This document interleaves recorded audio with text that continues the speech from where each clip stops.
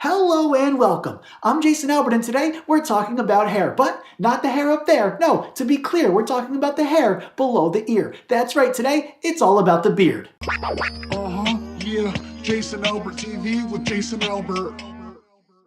To me, a beard is more than just a chinny chin chin's chia pet. To me, a beard is a flurry of fascinating follicles, flowing freely, forming a furry frontier around a fellow's fantastic facial features. To many men, a beard is nothing more than just a presentation of pubes protruding from a profile picture's pouty place. But to this man, a beard is so much more. To this man, a beard is a ward of wonderful whiskers, waving in the wind, whispering the wisdom of a witty wizard. From Santa to Gandalf to Zach Galifianakis, James Harden to Chuck Norris to Abraham Lincoln, whether it's Tom Hanks running for miles and miles or Tom Hanks surviving alone on an island, whether it's a homeless Jesus or an Amish heathen, whether it's a full beard, stubble, a goatee or mutton, what's better than a beard? Absolutely nothing. I once met a bearded woman. Her name was Brian. She was a man. Brian introduced me to a bearded woman. Her name was Sarah. She had hirsutism. Sarah told me that she's tried many different treatments with minimal results and refuses to let her condition control her life. She is no longer ashamed or embarrassed by her appearance, and her confidence is growing every day. Congratulations, Sarah. Now, I know you want to oil it, brush it, style it, show it, but first things first, you have to grow it. Good thing I've got a 3-step process on how to grow a beard, and I'm going to share that process with you coming up right after a quick 8-second break.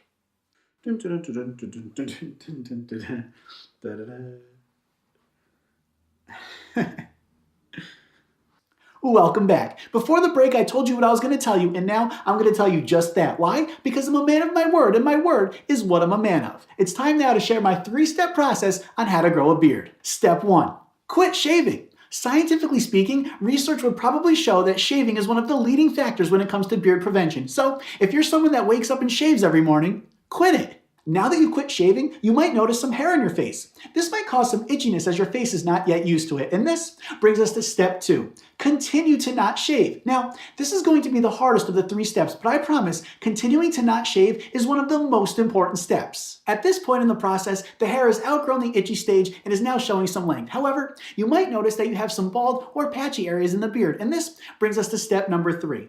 Don't go back to shaving. That's right. Going back to shaving will only erase all of the work that not shaving had achieved. Folks, if you follow this 3-step process, I guarantee that you either will or will not grow a beautiful, bodacious beard. Thank you so much for watching. See you later, crocodile. Please like, comment, subscribe, follow, and share.